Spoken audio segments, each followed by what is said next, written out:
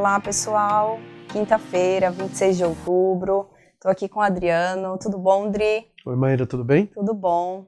Trazendo o Dri mais uma vez aqui para o nosso Podtex para falar de um tema contencioso, né? Super importante. Na verdade, é até uma atualização do Podtex da semana passada.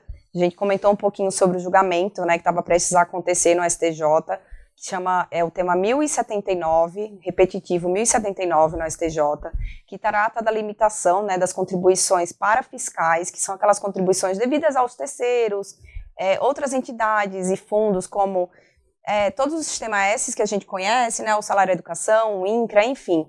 E ontem começou o julgamento. Isso é um tema muito, muito esperado aí pelos contribuintes, né? Afinal, se discute a limitação da base de cálculo dessas contribuições previdenciárias, que hoje em dia, eu vou chamar de previdenciário de forma meio genérica, né? Mas a gente não deve chamar de previdenciário porque é uma contribuição para fiscal que não é exatamente essa natureza previdenciária. Mas enfim, e aí começou o julgamento. Por que é tão importante? Se discute a limitação da base de cálculo dessas contribuições a um limite de 20 salários mínimos, né? Por conta de uma questão legislativa muito antiga, né? Que já, acho que um decreto até, eu vou roubar aqui, gente, para não esquecer de falar nada, mas é um decreto muito, muito antigo mesmo, de lá de 1981, tá vendo? E ontem o STJ iniciou o julgamento. Eu trouxe o Dri aqui para comentar algumas coisas importantes. A gente vai ser breve, porque, como eu disse, o julgamento começou, ele não foi finalizado. A gente teve somente o voto da relatora ontem, mas foi um voto bem emblemático e causou um certo alvoroço aí no mercado. E aí, Dri, o que você me conta? O que aconteceu ontem? O que a gente pode falar para os nossos ouvintes? Bom, vamos lá. Ontem a gente teve um voto, ainda apenas, né, o voto da relatora, mudando aquele cenário que estava se construindo no STJ até a afetação desses recursos no regime de recurso repetitivo. Então o voto da relatora, no mérito, é o seguinte: a base de cálculo dessas contribuições para fiscais é a totalidade da folha e não os 20 salários mínimos, como estava nessa legislação dos anos 80 que você mencionou. E, ao final, a relatora propôs uma modulação dos efeitos dessa decisão. Por quê? Ela reconhece que está havendo uma alteração de jurisprudência. Certo. Tá? Então, foi colocada na mesa uma proposta de modulação para resguardar. E aí vem o que está causando alvoroço na comunidade jurídica. Resguardar aqueles casos, aqueles processos ajuizados até a data do início do julgamento, ou seja, até ontem, tá? E que tiveram alguma decisão favorável. Certo. Então o que significa dizer? Deixa eu ver se eu compreendi certinho. A gente tem um cenário de mudança de jurisprudência que era dominante no STJ, de longa data, inclusive, né? Ao longo de vários anos. E aí, com esse voto da ministra Regina Helena Costa, que é a relatora do caso, ela muda a jurisprudência e, por isso, ela está aplicando a modulação de efeitos. Só que aí ela está fazendo a aplicação de uma modulação de efeitos um tanto quanto atípica, diferente. A gente não tinha visto ainda nada parecido, até onde eu me lembro.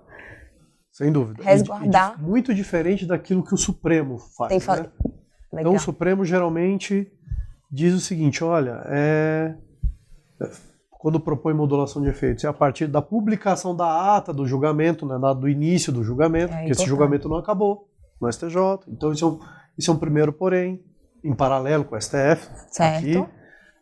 E o STF costuma resguardar, e já tem vários precedentes nesse sentido, aqueles contribuintes que foram ao judiciário ou foram à esfera administrativa, mas sem ingressar na questão de teve ou não decisão favorável, que fase que está e não o processo. E por que está causando alvoroço essa proposta? Porque, o próprio STJ mandou os processos pararem nos últimos 2, 3 anos. Como é que eu vou ter uma decisão favorável com ordem de paralisação do processo? Você pode ter algum caso ou outro, com uma liminar, enfim, mas é exceção. Como é que eu imagino que alguém que propôs a ação na data do julgamento tinha uma decisão favorável? Outro ponto. Esse é um ponto importante. A ser discutido ainda na próxima sessão. Como é que eu empresto uma força a uma decisão liminar? Imagine um processo hoje, vou ser mais claro. Ingressou com a ação, tem uma decisão liminar e o processo comparado. Então é como se eu estivesse emprestando a essa liminar quase que um efeito de coisa julgada já de forma imediata, porque a prevalecer esse entendimento, os juízes aqui, os tribunais aqui embaixo, vão ter que aplicar essa decisão do STJ e, em parte, reconhecer o direito de um pedaço. Quer dizer, bem estranho isso. É estranho. Muito, muito diferente. Outro exemplo que surgiu aqui nas nossas discussões. Imagina que, na data do julgamento, 2 casos foram, 2 concorrentes ingressaram com mandado de segurança. 2 empresas concorrentes. Uma caiu numa vara número 1, a outra vara número 2. No mesmo dia, um foi agraciado com a liminar, o outro não.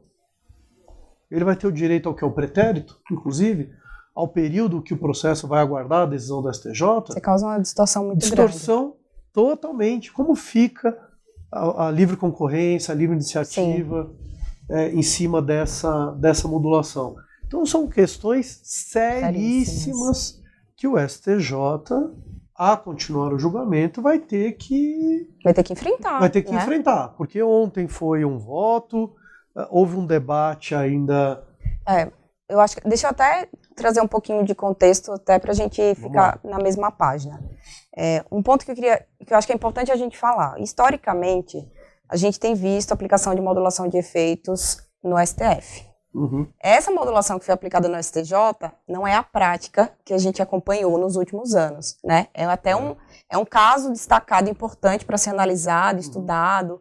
Inclusive vem aí com uma questão, né, que eles usaram até o dispositivo do Código de Processo Civil, né, que é um código mais recente, que trata exatamente da possibilidade dos tribunais superiores aplicarem modulação de efeitos, enfim. E aí, estava todo mundo na expectativa, esperando para saber o que ia acontecer. O meu ponto em relação a essa questão da modulação, e eu acho que foi o que aconteceu ontem, essa foi a impressão que eu tive, e aí, gente, assim, é o achismo, né, a gente não tem, aqui a gente está falando de um voto que não foi publicado, que foi um voto, né, oral lá, relatado pela Regina Helena Costa, e eu tive a impressão de quando ela estava falando sobre o posicionamento que ela estava adotando, e ela começou a tratar da modulação que ela ia aplicar no caso, ela deixou muito claro que essa modulação ela tinha tido aí o pitaco de outros ministros, né, que pediram para complementar. O Gurgel de Faria foi um deles. E eu tive a impressão que, primeiro, não sei se isso foi realmente assim, mas assim, me parece que a ministra havia sugerido uma modulação, que seria aquela modulação normal que a gente está acostumado, que é assim, resguardo as empresas que entraram com ação até a data do julgamento, que seria uma modulação ok, né, que faria sentido, mas, e aí por isso, essa provocação do DRI é muito importante, né, gente, porque você imagina, se eu entrei com ação ontem, eu não tenho nem tempo hábil de ter uma decisão liminar, o processo vai para distribuição, tem todo um procedimento, um trâmite a ser atendido, e pior ainda, porque não ia ter liminar também, porque todos os processos estavam sendo sobrestados. Então, tem um cenário um pouco mais complexo.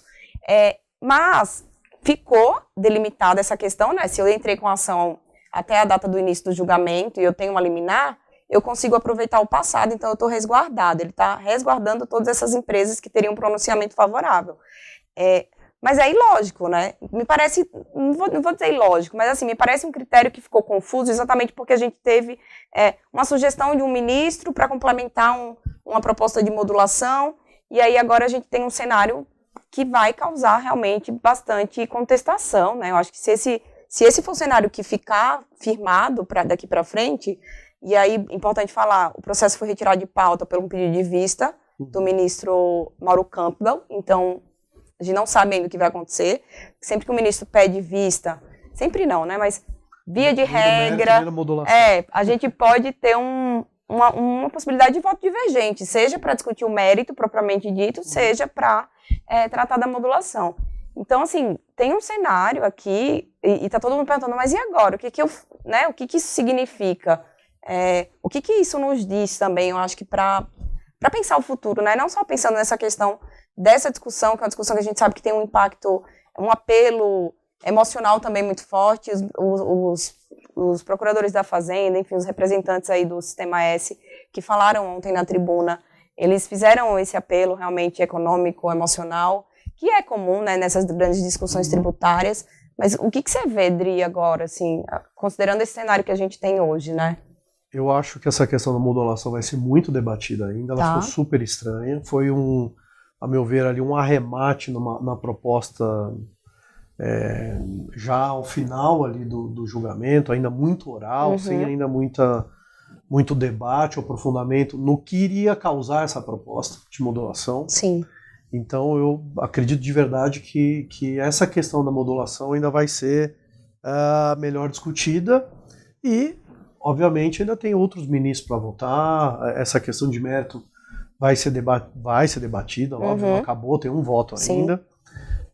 Mas a persistir o voto no mérito, nesse sentido, eu acho que essa proposta de modulação, que é muito diferente, para dizer assim, ela ainda vai ser debatida. Ela está muito, não só pela diferença, mas ela vai causar algum impacto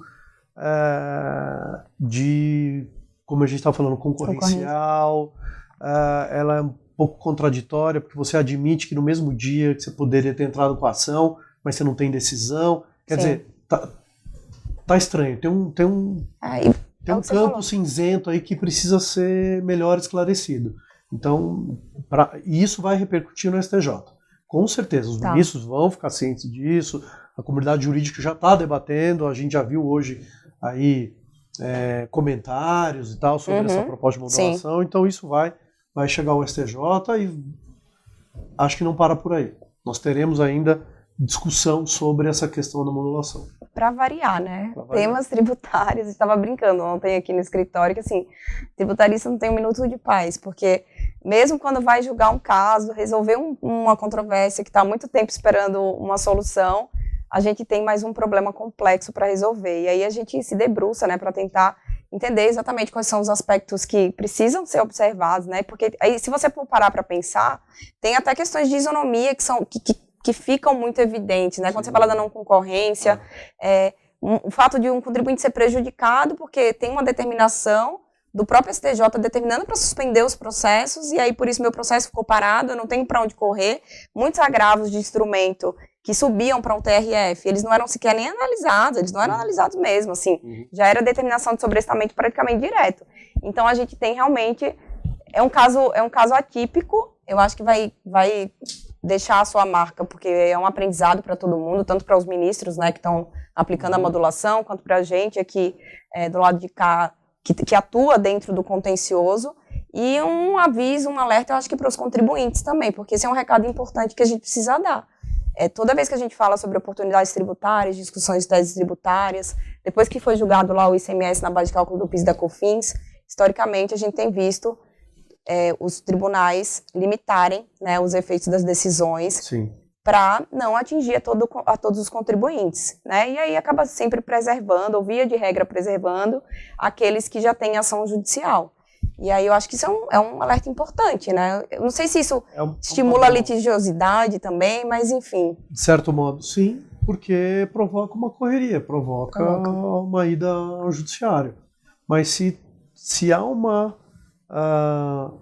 uma praxe de grandes questões tributárias ter modulação dos efeitos, inegavelmente vai causar uma corrida ao judiciário para preservar um período, por exemplo, o período de prescrição, enfim, que é o que está acontecendo. A gente já vem acompanhando isso já há algum tempo, não é novidade. A novidade aqui é o modo como o STJ propôs essa modulação, por isso que eu acho que, assim, dada essa disparidade de proposta, é que isso vai ser discutido ainda também no âmbito do STJ. Então, cenas dos próximos capítulos. Vamos aguardar o processo entrar em pauta. Vamos aguardar. E aí, como sempre, tendo qualquer novidade sobre esse tema que é tão importante, a gente volta aqui para comentar. A gente assiste aqui os julgamentos, enfim, parece aquele dia de jogo de futebol. Fica todo mundo meio ansioso, tentando entender o que vai acontecer. Então, tudo que acontecer nesse tema 1079, a gente volta, comenta, traz um pouco de esclarecimento. Se alguém tiver alguma dúvida muito mais específica, assim, sobre alguns detalhes do que significa modulação, alguma coisa que não ficou muito clara, manda e-mail para a gente. O Fê coloca sempre lá o nosso contato do tributário aqui, e vai ser um prazer, gente, voltar a falar com vocês, enfim, esclarecer as dúvidas, mas eu acho que por hoje é só. Vamos aguardar as novidades e eu trago o Adriano de volta, assim que o processo voltar a ser julgado, eu trago o Adriano aqui, mas obrigada, Adri, foi muito esclarecedor. Obrigado pelo convite. Tchau, tchau, gente, Tchau. até mais. Até mais.